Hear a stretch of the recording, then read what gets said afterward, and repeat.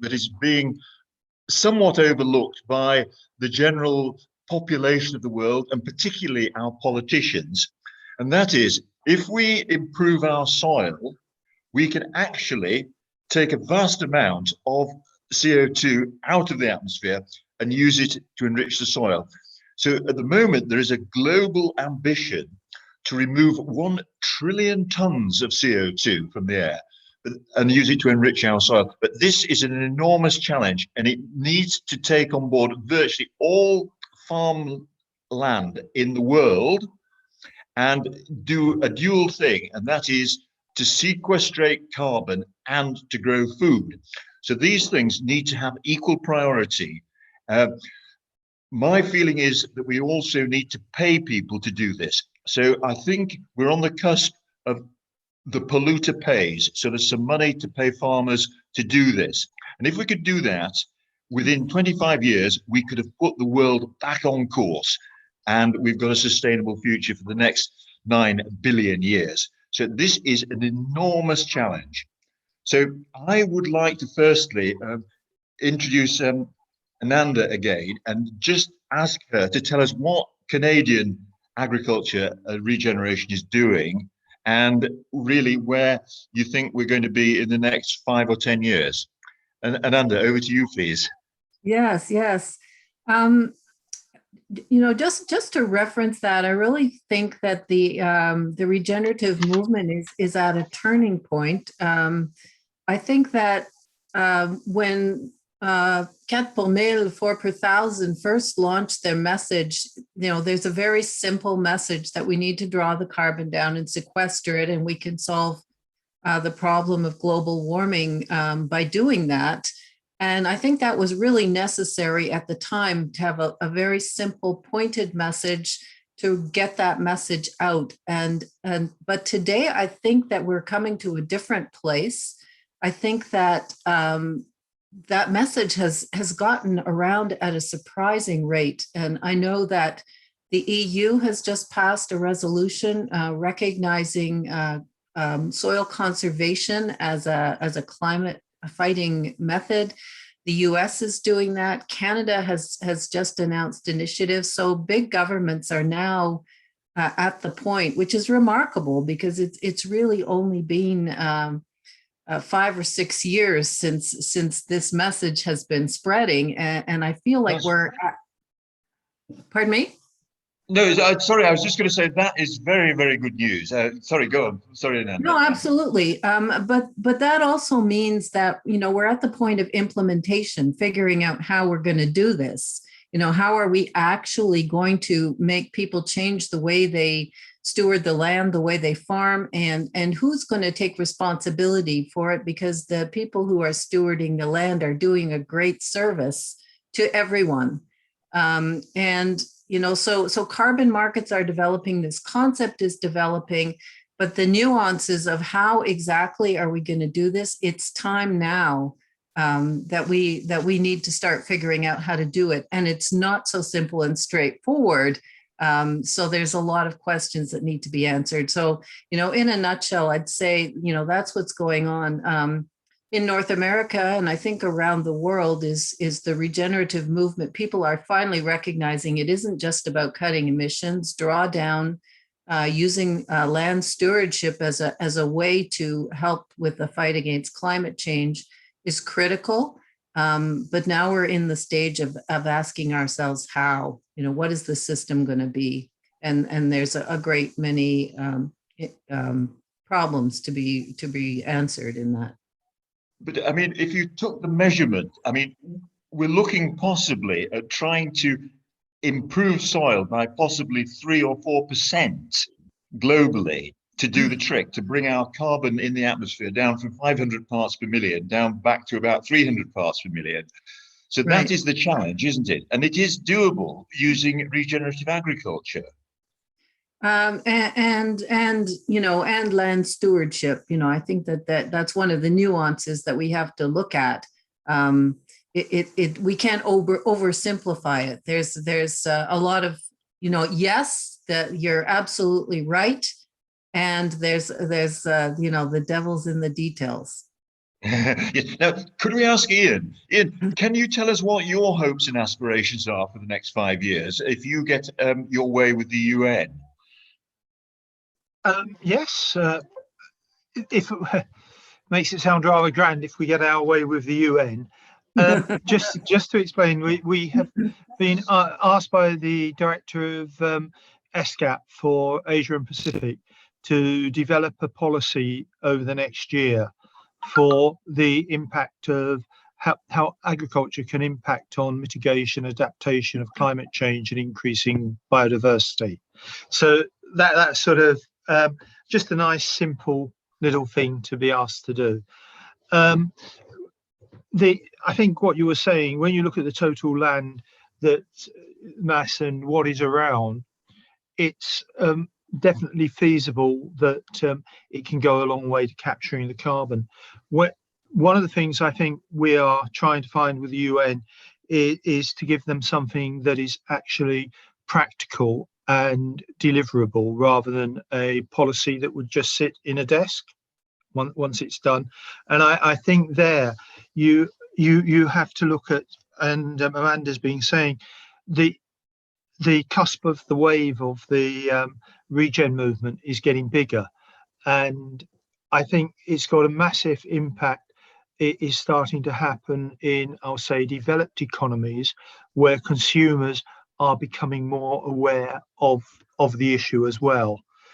That's not necessarily as true in underdeveloped countries where there are a lot of other factors at play, and we've got to I think we've got first of all to identify what are the obstacles to shall we say getting improvements. What are the metrics that what do we actually mean by regenerative agriculture, as there seem to be so many different definitions going round. And one of the ways we're looking at is that the measurements would be, we will look at what impacts and functions are we looking to achieve, so that in a sense you're working a little bit backwards from what you want to achieve to how to get there, because given all the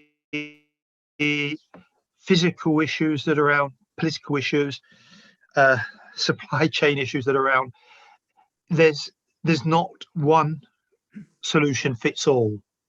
And it's going measurement of soil carbon is going to be a very big part of this. I think because obviously if you're going to encourage people and possibly pay on results, measurement, and this is something which is testing everybody at the moment. I mean, there are techno tools in development, but I mean, we have to go back to the basics of which I think probably at the moment in time, unless there's something on the horizon, but at the moment in time, it looks like we're going to have to rely on possibly logging what the inputs and outputs are, and also traditional soil analysis. What's your thoughts on this, Ananda? Well, I'm very wary of any system that oversimplifies it into simply paying for carbon, because soil health is a lot more than just carbon. And if we actually look at what's being done to measure carbon, we see that not all soils are equal. There's a lot of differences, like some soils can sequester more carbon than others. It depends on the climate. It depends on the temperature. Carbon levels fluctuate in the same soil. I heard Ray Archuleta, the USDA soil expert, recently saying measuring soil carbon is paying people for their soil carbon is a little bit like paying for their blood sugar, because it actually fluctuates. But I think that there is an overall trend, and if we want people to actually be doing this, we have to look at a bit broader criteria for soil health that would correlate with a positive trend in soil carbon sequestration, such as biodiversity, biodiversity on the land, biodiversity in the soil, and water management and water infiltration, because all of those are correlated with carbon. So I would really like to see, whatever that evaluation system is that is paid for farmers to increase and maintain what's already there needs to take into consideration that three-legged stool of biodiversity, soil carbon, and water. Yes, because I mean, there's the old formula that says that if you can get the soil organic matter up, 58% of that is carbon. So I suppose, obviously, you increase the soil organic matter. That's obviously a great winner. That's true, but not all soil organic matter is stable carbon. So, it's just tremendously complex. And I think we get over fixated on an exact measurement. And there's got to be an equation for doing that, where we give people points and support them, incentivize them to steward healthy soil, not focusing uniquely on measurable stable soil carbon, because it's just too complicated to do that. And we're kind of missing the point, because the point is that a healthy agro ecosystem that has all those three criteria together is going to have enormous benefit. And at scale, if more people can do this, there's going to be a larger impact, rather than niggling over, how much carbon is actually in 1 meter of soil in any one spot. I mean, you are entering into I mean, if you're going to pay people to do it, you've got to somehow measure it rather than just assume that you're doing a good job. Absolutely, but maybe you need to think about what it is you're measuring, what it is you want. I'd be interested in hearing from you, Ian, because you talked about impact. Yeah. And I think it's really about what is the impact, and is it doable at scale? Can we actually get people to do this, and can we put in a system that is user friendly and affordable? Now, Ian has some thoughts on this, I'm sure. Yes, Ian, what are your thoughts on all of this?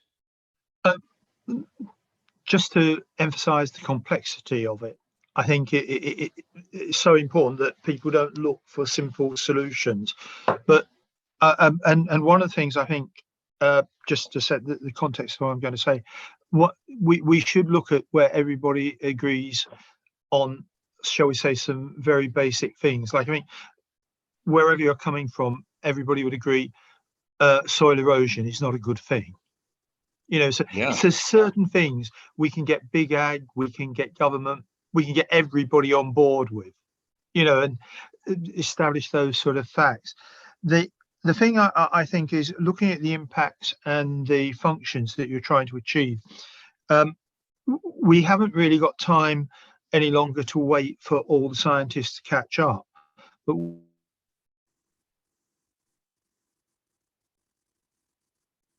oh, sorry, Ian, I've just missed. I'm afraid I've stopped, actually. No, his internet has frozen. Okay, there we go. Oh, yeah. Could you just start that last sentence again, please, Ian? Yeah, your internet cut out for a second. Oh, I'm sorry.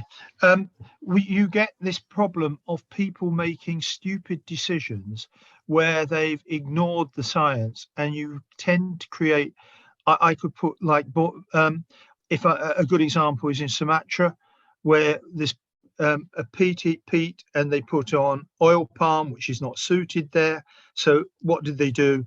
Economic disaster, environmental disaster, social disaster. So in one sense, one can start looking at making sure that decisions are actually made on what is good science and proven. We should be identifying case studies where it's already happened, so that we can actually exemplify good practice, and very importantly as well, exemplify where something didn't work. Because Yes. A lot of people do that.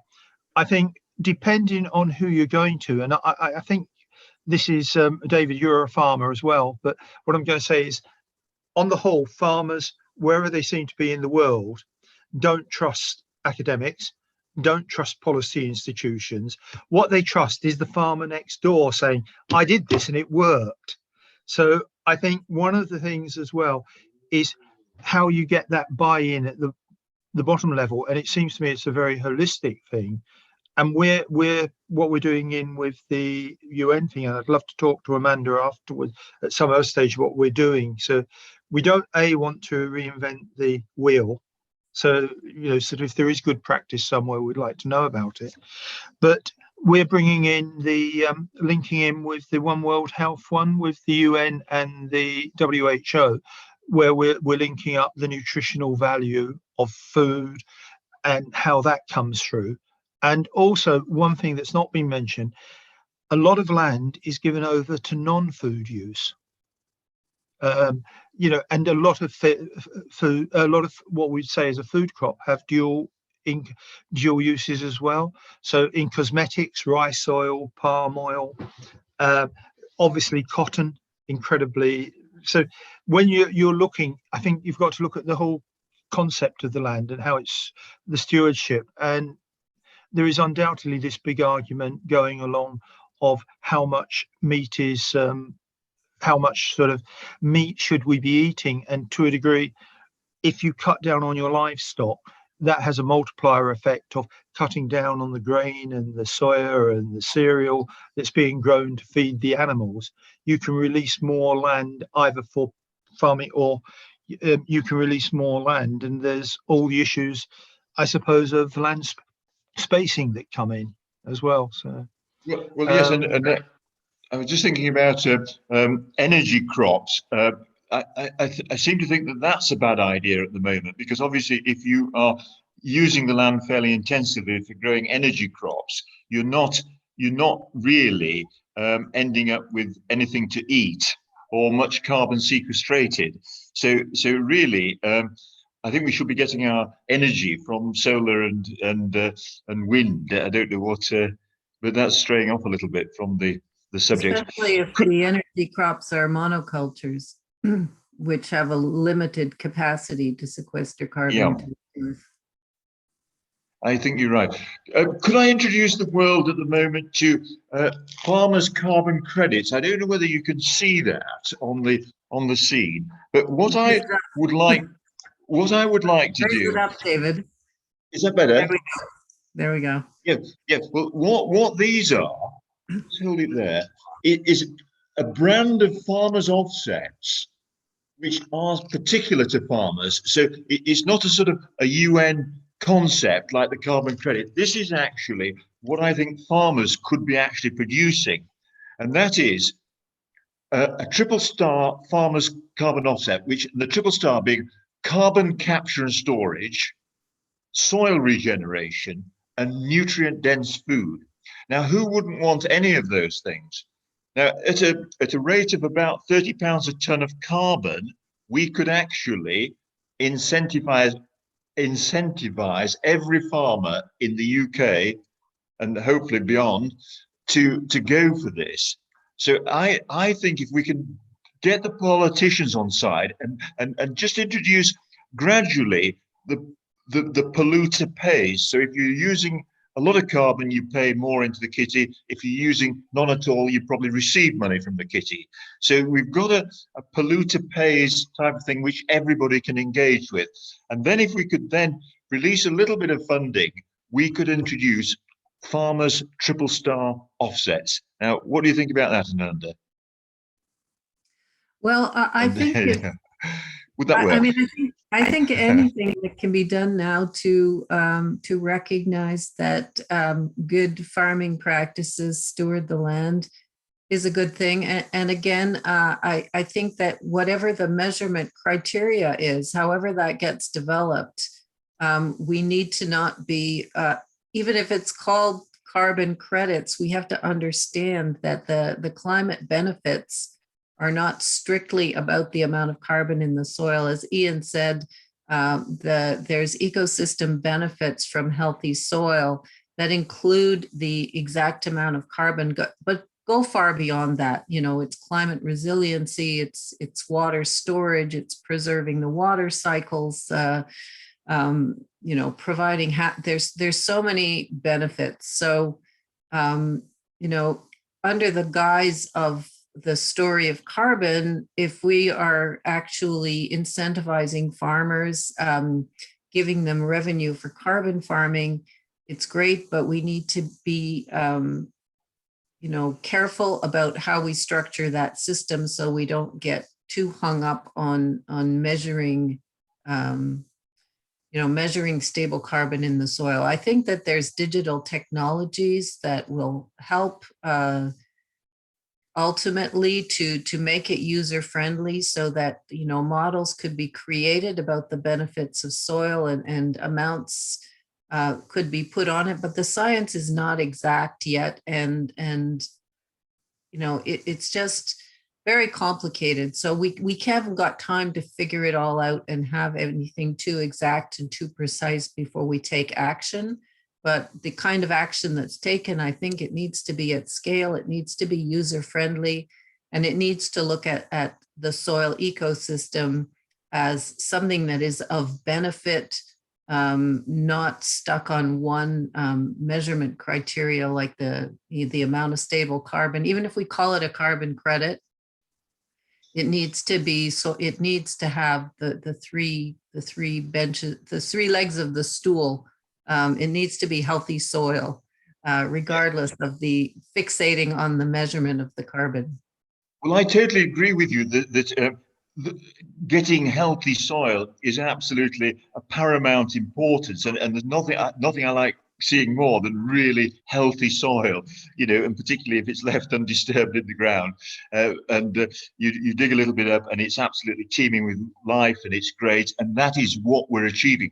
But in order to get that, it's easier to measure something like carbon, which happens to improve the climate change situation. So that's why my endeavors are focusing more on the carbon side, or as much on the carbon side, because the side effect is to improve the soil. Well, it's all to improve the soil. I mean, I think that the story of soil organic matter is a nice story, but it's not complete. But you need to oversimplify somehow to sell it to people who aren't scientists or don't understand the nuances. So it's a challenging thing to be doing, but if we are getting money to the people that are stewarding on the land, and that incentive is actually creating a change that has a positive impact, it's a good thing. It just needs to be done properly. Could we ask Ian where he thinks technology might take us in the next few years on soil measurement, carbon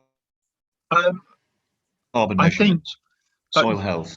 Yeah, I think that there will be technology developed over the next few years that will give a lot of the information we want at the moment.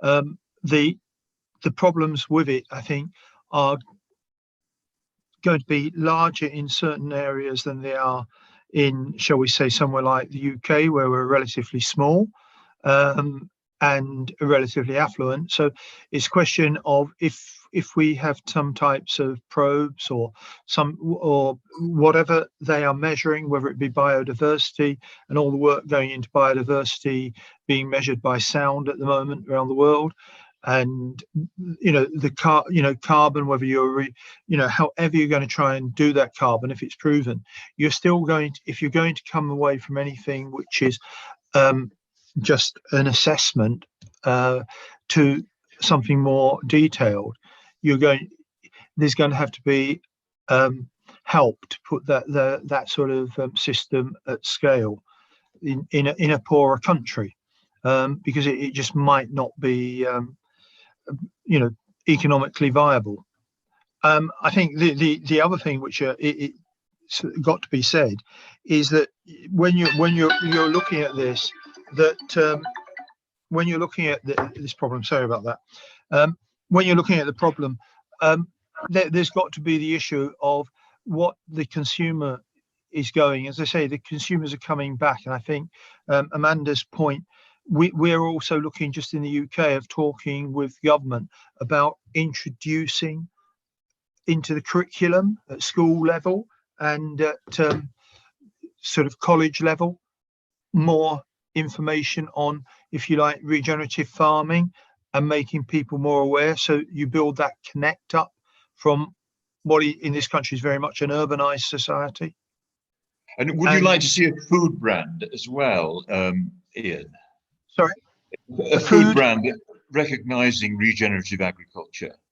Yeah, I think that's one of the big worries. Is I read every day another big corporate is saying we are going to do something.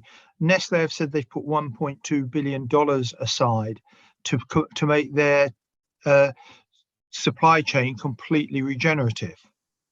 And I think they buy 1% of the world food. Now, that's a huge sum. It's not that big when you take it, if they're buying 1% of the world food. But what regen standard are they going to put in? And the worry is it puts something in that favours Nestle Yes. and the farmer, shall we say, and the communities it's coming from. And it doesn't have, excuse the pun, much impact on the ground. Yes. And I mean, in terms of finance, that would actually put the infrastructure in place, or the mechanisms. It wouldn't support a farmer producing carbon offsets, or it wouldn't give him very much for his offsets if they're producing using 1% of the world's food. That's the only problem. And then, what do you think about? Sorry. About branding? And well, I'm just thinking about yes, branding and values.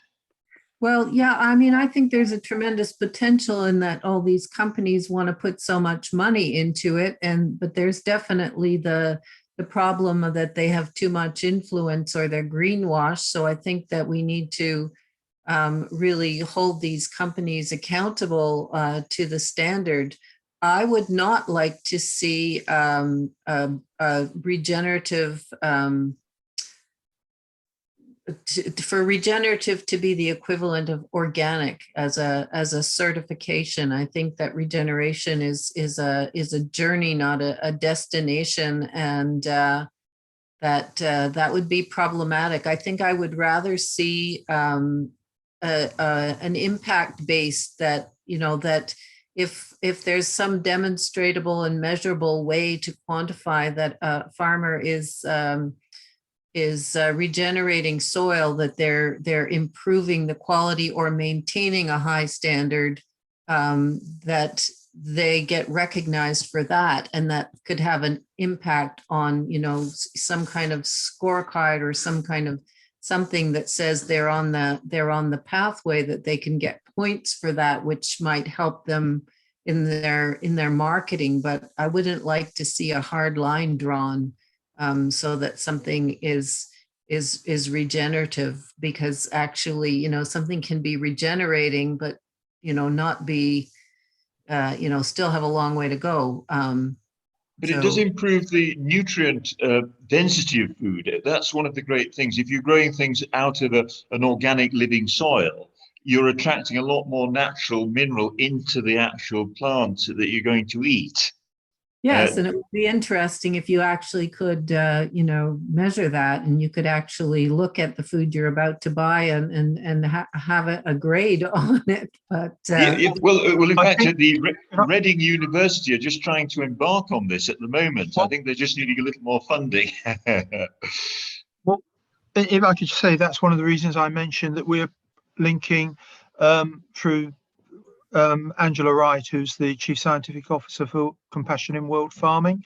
She's sitting on our task force that we're doing this thing for the UN, but she's also sitting on the task force which is the UN set up with the One World Health thing initiative, and we're linking into that link, as I said, to the UN, what they're doing there, the WHO, Compassion, so that it's a very important part, is that because when one starts looking at the and I suppose this is where it gets very complex, and I think one of the things over the next 3 or 4 years is going to be actually getting government to realize that the savings that could come from, shall we say, the health budget could more than compensate for helping farmers move towards it. So in one sense, the person in the UK we have to is the Chancellor, because at the moment DEFRA is not one of the favoured ministries in the UK. There, there's a lot of other things: the health, education, social care. There are studies that are already there showing that kids that get decent meals at lunchtime, nutritious meals, are more attentive, less disruptive in the classroom, and attain better grades. Because kids that just get a sugar fed, or I don't know, a packet of chips in your terms, Amanda, a packet of crisps in our terms, David, for lunch, they're not. What they need is they need some pasture-fed red meat, because meat actually has been rather badly maligned recently, meat and dairy products. But if they're pasture-fed, they're actually putting more carbon back into the soil than they're emitting methane. So it's all about getting the right type of animals out there that can live outside and graze the land and be part of the regenerative cycle. So I'm very pro having this type of livestock industry. What are your thoughts, Ananda? Do you like livestock, or are you erring towards vegetarianism? I used to be a vegetarian, and I'm not anymore. I think that eating generally less meat is a good thing. But I also, since I've learned about regenerative agriculture, I realize that with our agro ecosystems, the more we can replicate the natural ecosystems that used to be there, the better. And those did include animals. Animals have an important function to play in an ecosystem, and the movement of animals is really important. So, there has to be animals on there, maybe not in the quantity, and certainly not fed and raised in the way that the industrial meat system is doing it, because that has a terrible impact.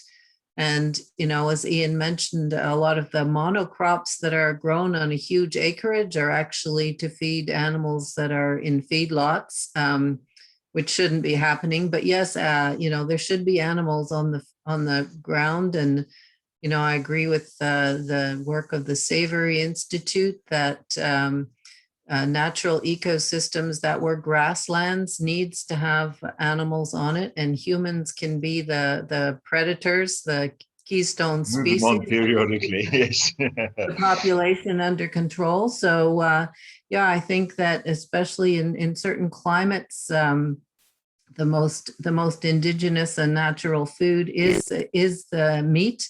Not necessarily just cows, but sheep, deer, bison, all kinds of animals that used to be in high population on the land. We need to replicate those kind of natural systems. So I am for the consumption of some meat, as long as the meat is raised in a way that we can steward the land in a way that goes closer to the natural systems that were displaced. Could I think we're almost out of time. Could I ask both of you what your hopes and aspirations are for the COP26, which is coming up, and what would you like our Prime Minister and your Prime Minister, Monsieur Trudeau, Pierre, that's right, isn't it? What message would we like to give to them in order for them to take this seriously on board and really make this higher up the political agenda? Because this is what we need. We need government engaging with us. So what would you like the message to be at the COP26? I would like to push the realization that nature-based solutions, land stewardship, is an extremely important piece of the climate fight, and that it is about preserving the ecosystems and creating agro-ecosystems and human ecosystems that replicate the kind of ecosystems that provided those ecosystem functions, and begin to recognize that it isn't only about carbon. It is about carbon. Carbon is important, but it's also about water and biodiversity. So all these things could be assisted with an improvement in farming techniques. Yes, absolutely. But a system that actually is user friendly and can incentivize these changes in a realistic and doable way. And would you like to see government money coming into this, or would you like to see some sort of levy on polluter pays, or how would you manage this in order to make All it of the happen? above. All of the above. I think it isn't just about paying for the actual carbon or ecosystem services. There's a lot of stuff to be done. Like people need to be trained. There's awareness raising. There's training. There's technical support. There's infrastructure investment that needs to happen in order to shift the system so that this can be a reality. It's not enough to just tell farmers, I'll pay you for carbon if they don't know how to do it. Yes, so training centers, a real military mobilization to get to the end goal. Exactly, at every Yeah, level. yeah.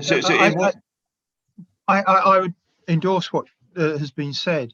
I would say that one's got to look at creative new ways from government to, rather than just gold plating things as they do. Perhaps they also need to substantially rethink of how the tools that they have at their advantage, i.e. a taxation system. There are many ways government can actually look at how they can make themselves fit for purpose for, shall we say, the remainder of the 21st century. Because I think the climate change issue, COP26, everything, it's an incredibly holistic thing. And I think that's one of the messages I'd like to go and see. Gestures such as saying, like in the UK, you said, what do we want Boris Johnson? One of the things would be to recognise that just saying put 30% of land in the UK to wilding is going to be a bit of a complete disaster, because you need that wilding that land managed as well, and stewardship on that if you're going to get the benefits. It's not just, it's almost like we'll put that and within a while that will become a problem, because it won't be sequestering carbon. It'll be, it won't be of use to anybody. It won't be good for biodiversity, because so that it's perhaps to recognize that you've got to look at the implications, and it's much more serious, and that there is no quick fix, because that's the big problem. They come away from COP26 with a headline statement, and it's so unachievable, it's never reached, if that makes sense. I mean, this is probably a 50-year journey that we're embarking on. And so really what we ought to do is get started. That's the message, isn't it, really? It's a bit like healthy eating. It's a bit like drugs. It's a bit like everything else. You've got to look for the behavioural change. They've got to help create the behavioural change in the population. Right, so to sum up now, yep. Ananda, is there anything else you would like to tell us? Because you've been absolutely fantastic, and I'm very heartened that it's a global issue now. Is the regenerative and the movement. Would you like a closing remark, Ananda?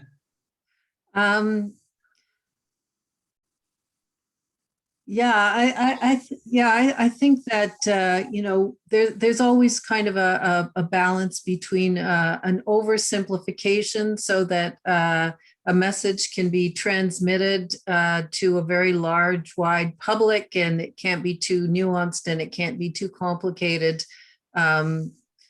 So that message is catching. It's wonderful, and we all need to keep working really hard so that the systems that evolve are actually achieving the results that are important. And there's no one size fits all solution, but everybody needs to be a part of it. corporations need to be part of it, governments need to be part of it, and citizens need to be part of it. And of course, farmers and land stewards need to be part of it. But, there's an enormous task. It's going to take all hands on deck to achieve the kind of results that need to be achieved in a very short time frame, despite how difficult that is to turn around a very large ship. But I'm encouraged by the progress that's been made in the last couple of years, how much this message has spread, and we're really at a critical time of implementation of creating the systems to achieve this. Well, that's absolutely fantastic. Ian, would you like to just sum up, and then we'll adjourn, I think. In summing up, can I just say a little bit of housekeeping? David asked me if I would record the meeting.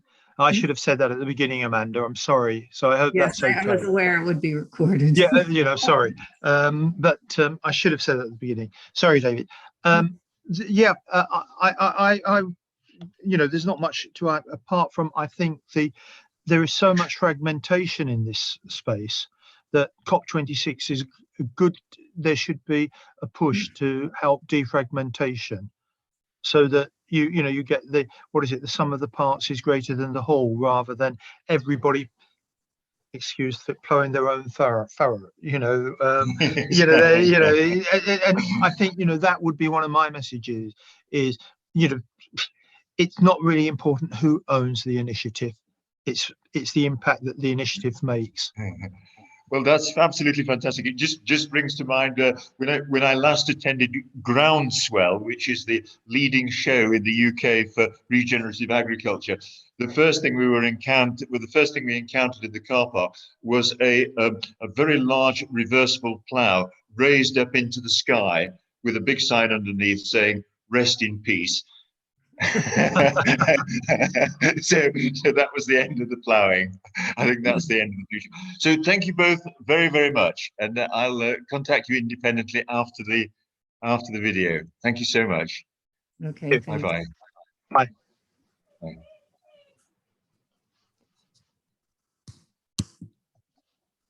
Yeah.